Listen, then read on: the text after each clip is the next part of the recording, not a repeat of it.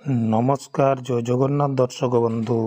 ଆଜିର ପ୍ରଥମ ପ୍ରଶ୍ନ ହେଉଛି, କାହାର ଗାଡ଼ିରେ ନମ୍ବର ପ୍ଲେଟ୍ ନଥାଏ?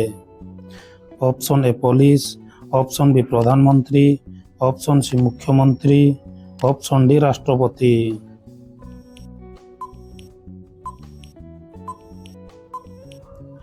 ତେବେ ଫ୍ରେଣ୍ଡସ୍, ଏହାର ଉତ୍ତର ହେଉଛି ଅପସନ୍ ଡି ରାଷ୍ଟ୍ରପତି। ଏବେ ଦେଖିବା ପରବର୍ତ୍ତୀ ପ୍ରଶ୍ନ, କେଉଁ ପକ୍ଷୀ ମାଙ୍କଡ଼ା ପଥର ମଧ୍ୟ ଭୋଜନ କରେ? ଅପସନ୍ ଏ କୋଇଲି, ଅପସନ୍ ବି ବାଦୁଡ଼ି, ଅପସନ୍ ସି ଶୁଆ, ଅପସନ୍ ଡି ଓଟ ପକ୍ଷୀ।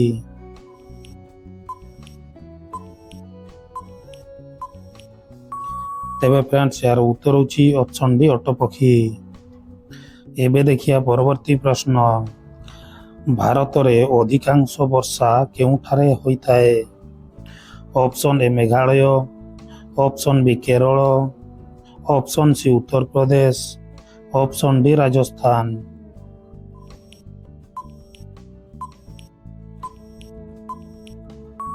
ତେବେ ଫ୍ରେଣ୍ଡସ୍, ଏହାର ଉତ୍ତର ହେଉଛି ଅପସନ୍ ବି କେରଳ। ଏବେ ଦେଖିବା ପରବର୍ତ୍ତୀ ପ୍ରଶ୍ନ, ବିଶ୍ୱ ଜଳ ଦିବସ କେବେ ପାଳନ କରାଯାଏ? Option A 22 March, option B 28 March, option C 22 August, option D 18 January.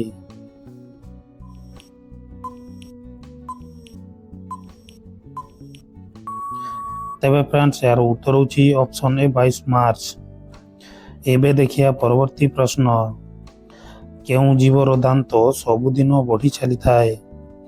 Option A ଭାଲୁ, ଅପସନ୍ ବି ମୂଷା, ଅପସନ୍ ସି ହରିଣ, ଅପସନ୍ ଡି ବାଘ।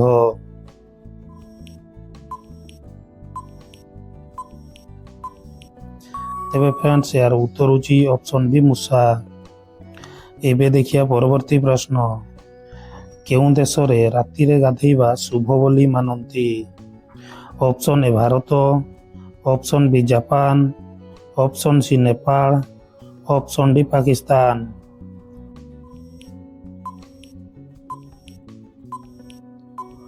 ତେବେ ଫ୍ରେଣ୍ଡସ୍, ଏହାର ଉତ୍ତର ହେଉଛି ଅପସନ୍ ବି ଜାପାନ। ଏବେ ଦେଖିବା ପରବର୍ତ୍ତୀ ପ୍ରଶ୍ନ, ଘର ମନ୍ଦିରରେ କେଉଁ ଜିନିଷ ରଖିବା ଦ୍ୱାରା ଦାରିଦ୍ର୍ୟ ଆଣିଥାଏ? Option A Ghia, option B ମହୁ, ଅପସନ୍ ସି ଦୀପ, ଅପସନ୍ ଡି ମାଛ ମାଂସ।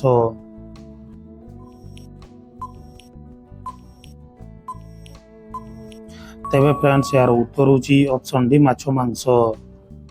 ଏବେ ଦେଖିବା ପରବର୍ତ୍ତୀ ପ୍ରଶ୍ନ, ଗୌତମ ବୁଦ୍ଧ କେଉଁ ଗଛ ତଳେ ବସି ଜ୍ଞାନ ପ୍ରାପ୍ତ କରିଥିଲେ? ଅପସନ୍ ଏ ଅଶ୍ୱତ୍ଥ ଗଛ, ଅପସନ୍ ବି ଆମ୍ବ ଗଛ, ଅପସନ୍ ସି କଦଳୀ ଗଛ, ଅପସନ୍ ଡି ନିମ୍ବ ଗଛ।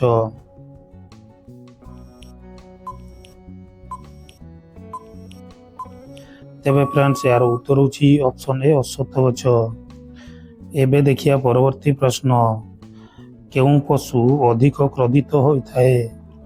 ଅପସନ୍ ଏ ବାଘ, ଅପସନ୍ ବି ସିଂହ, ଅପସନ୍ ସି ହାତୀ, ଅପସନ୍ ଡି ବଣୁଆ ଗଧିଆ।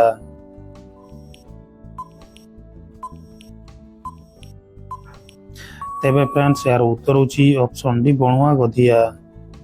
ଏବେ ଦେଖିବା ପରବର୍ତ୍ତୀ ପ୍ରଶ୍ନ, ମାନବ ଶରୀରର କେଉଁ ଅଂଶରେ ହାଡ଼ ନଥାଏ? ଅପସନ୍ ଏ କାନ, ଅପସନ୍ ବି ଜିଭ, ଅପସନ୍ ସି ଆଖି, ଅପସନ୍ ଡି ହାତ।